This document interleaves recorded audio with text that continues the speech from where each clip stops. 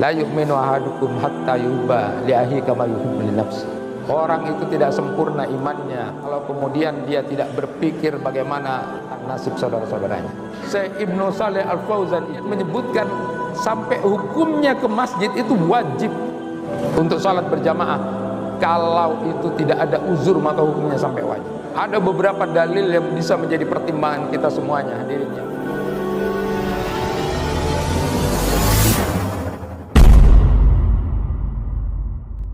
Seandainya semua para jamaah di masjid ini adalah tetangga-tetangga perumahan, semuanya datang ke sini, betapa akan membentuk sebuah hati yang lapang, hati yang kemudian saling kerjasama yang luar biasa itu.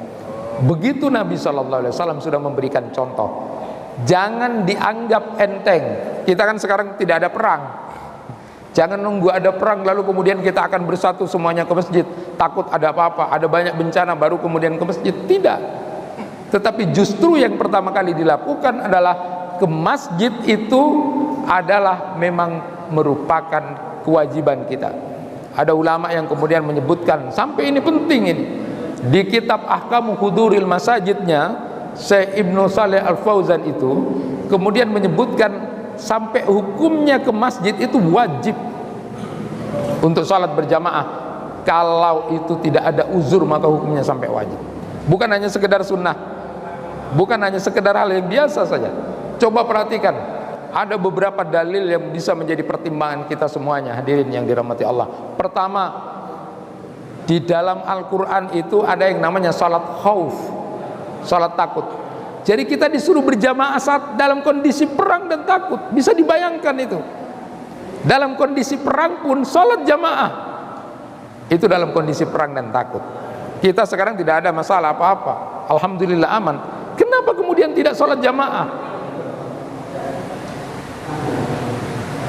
Kita doakan mudah-mudahan saudara-saudara kita juga kemudian diberikan hidayah oleh Allah Subhanahu wa taala untuk bisa ikut kemudian melaksanakan itu. Bagaimana juga Rasulullah sallallahu alaihi wasallam menjamak salat itu gara-gara hujan. Gara-gara hujan saja ayo kita salat jamak takdim. Karena pada waktu habis maghrib itu hujan. Lalu kemudian ayo kita salat berjamaah, jamak takdimnya demi untuk jamaah. Bisa kan orang itu pulang nanti salat sendiri-sendiri di rumahnya, bisa salat jamaah di rumahnya dengan keluarganya. Tapi yang dilakukan oleh Rasulullah ketika hujan pun kemudian ayo kita salat jamaah, kita jamak takdim. Jangan sampai kehilangan salat jamaah gara-gara hujan nanti tidak kembali lagi. Itu yang kemudian diberikan contoh yang luar biasa. Dari saking seriusnya Rasulullah SAW untuk kemudian memakmurkan masjid. Masjid itu harus makmur, harus kemudian, apalagi tetangga-tetangga masjid itu sampai dalam hadis disebutkan tidak sempurna salatnya tetangga masjid kalau tidak di masjid. Sampai kemudian Rasulullah SAW menyatakan dalam satu riwayat itu, gantikan aku menjadi imam masjid satu saat. Jadi Rasulullah itu ingin keliling, gantikan aku jadi imam, nanti aku akan keliling, lalu kemudian akan aku bakar rumahnya orang-orang yang ketika sudah mendengar adzan tapi mereka tidak ke masjid. Dan ini bukan main-main. Betapa luar biasanya Rasulullah SAW menyebutkan itu. Gantiin aku jadi imam, nanti akan aku cek setelah adzan adakah keluarga-keluarga yang mereka ketika sudah mendengar adzan tapi kok tidak ke masjid, itu akan aku bakar rumahnya, kata Rasulullah. Ini adalah sebuah kesubuhan luar biasa. Bukankah kemudian Ibnu Mas'ud radhiyallahu anhu itu juga menyebutkan bahwa ciri-ciri orang yang munafik itu adalah orang yang berat untuk melaksanakan sholat jamaah itu, terutama sholat subuh dan sholat isya. Terkategori munafik orang-orang yang kemudian malas untuk sholat jamaah itu, hati-hati, mungkin potensi dirinya itu ada kesyirikan, ada kemunafikan di dalam dirinya, menjadi orang yang kemudian tidak kokoh. Dicek ketika adzan kemudian apakah dia suka untuk mendengarkan dan bisa menghadiri undangan Allah Subhanahu wa taala itu.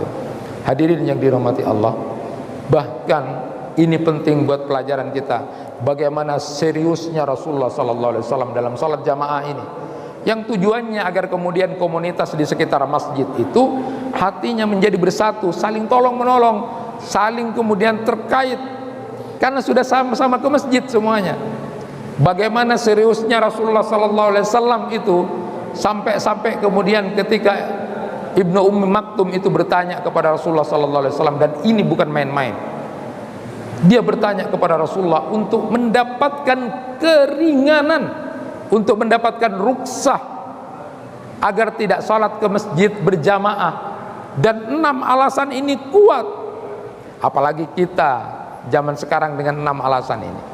Ada 6 alasan Ibnu Ummi Maktum itu kemudian minta keringanan kepada Rasulullah untuk tidak salat di masjid berjamaah. Pertama, saya ini buta ya Rasulullah. Coba bayangkan, buta minta keringanan kepada Rasulullah untuk tidak salat jamaah. Wajar kan? Wajar. Yang kedua, ya Rasulullah, saya tidak ada yang mau nuntun ke masjid kalau nanti saya mau melaksanakan salat berjamaah itu. Itu alasan yang kedua.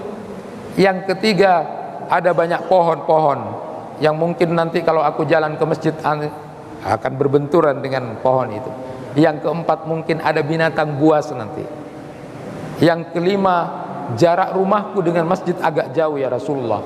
Dan yang keenam, aku ini sudah tua, aku sudah lemah, katanya Ibnu Ummi Maktum. Coba perhatikan 6 alasan itu, wajar sekali.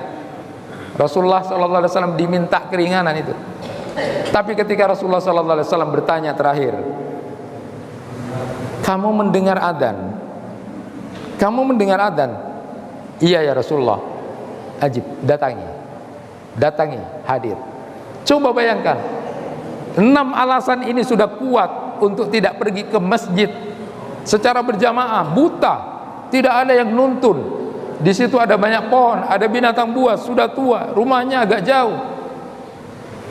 Tapi oleh Rasulullah, kamu mendengar adzan, hadiri. Bagaimana dengan kita yang tidak punya alasan seperti itu?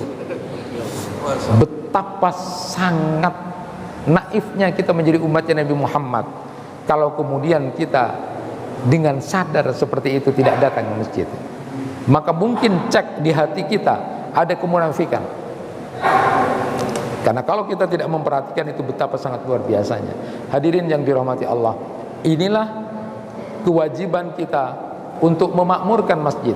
Masjid itu memang menjadi pusat, kemudian satu komunitas itu akan maju atau tidak.